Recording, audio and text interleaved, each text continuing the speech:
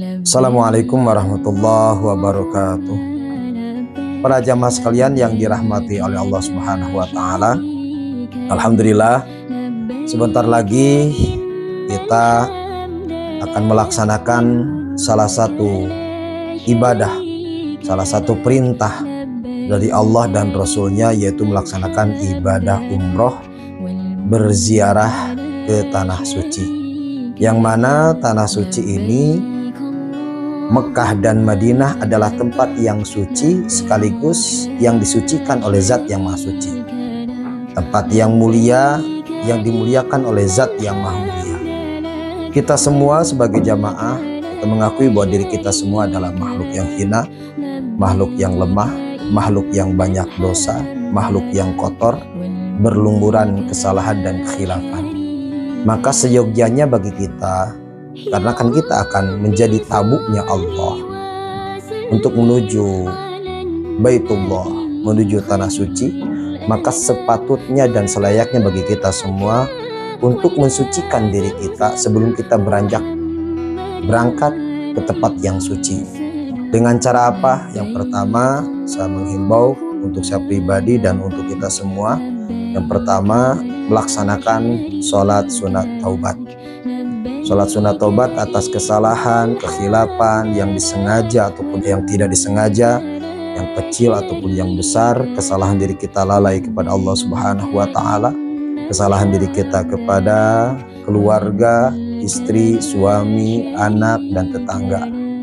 Memohon maaf sekaligus memohon doa semoga perjalanan ibadah umroh kita diberikan kelancaran, kesehatan, keberkahan, dan keselamatan, khususnya ketika kita melaksanakan ibadah umroh di sana bukan hanya sah secara fikih, sekaligus diterima oleh Allah Subhanahu wa taala. Para jamaah sekalian yang dirahmati oleh Allah Subhanahu wa taala, Allah Subhanahu wa taala berfirman di dalam ayat Al-Qur'an, wa atimul hajja wal umrata lillah. Sempurnakanlah haji dan umrohmu lillah, untuk Allah. Maka niatkan di dalam hati kita, di dalam melaksanakan ibadah umroh yang akan kita laksanakan, niatkan semata-mata karena Allah Subhanahu wa taala, bukan karena yang lain. Maka ketika niat kita ibadah umroh ke sana karena Allah, insya Allah ibadah umroh kita akan diterima oleh Allah Subhanahu wa taala, menjadi umroh yang mabrur, menjadi ibadah yang sempurna. Sama seperti kita memiliki uang.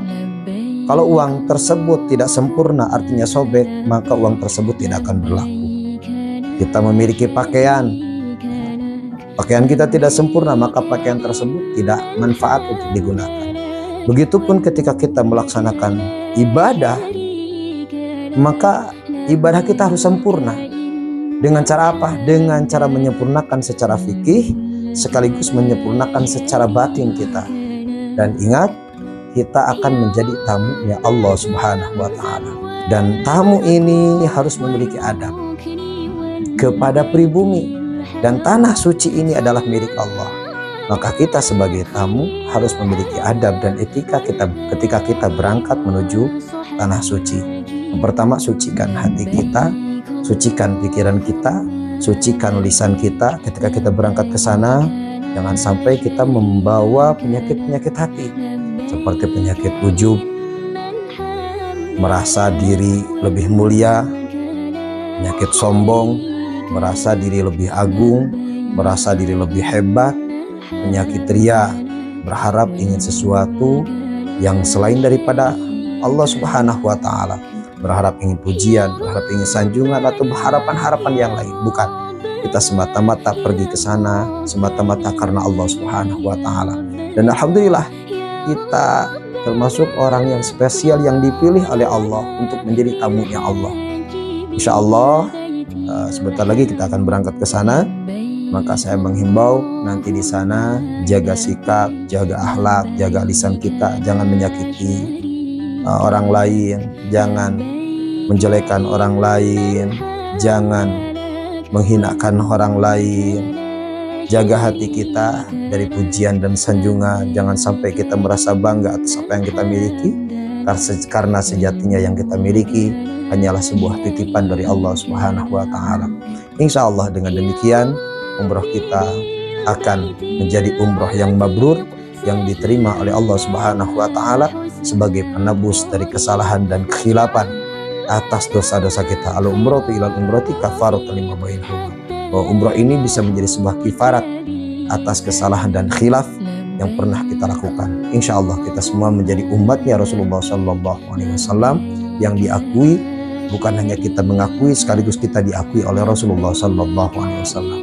Dan ketika kita nanti ke sana, kita bertemu dengan Rasulullah SAW, makhluk yang paling agung, makhluk yang paling mulia, yang dimuliakan oleh Zat yang Maha Mulia. Kita menengadah diri kita merendahkan diri kita melemahkan diri kita, bahwa kita adalah makhluk yang lemah, makhluk yang hina, yang membutuhkan syafaat dari beliau. Yang mana sekarang kita membaca sholawat dari kejauhan, sallallahu ala Muhammad, sallallahu ala Muhammad. Nanti kita kesana bertemu secara langsung, berhadapan dengan Rasulullah sallallahu alaihi wasallam, dengan makomnya Rasulullah sallallahu alaihi wasallam. Insya Allah mudah-mudahan menjadi sebuah ketenangan bagi kita semua, mendapatkan kenikmatan ibadah dari Allah Subhanahu wa Ta'ala. Saya menghimbau kepada para jamaah, nanti ikuti semua dari tim travel, baik dari Mutawib, pembimbing, ikuti semua program-program yang akan dilaksanakan di sana. Mudah-mudahan sekali lagi kita semua diberikan kesehatan, kelancaran, keberkahan, keselamatan hingga kita kembali lagi ke tanah air. Sekian dari saya pribadi. Adanallah wa iyyakum ajma'in wa la famikum. Wassalamualaikum warahmatullahi wabarakatuh.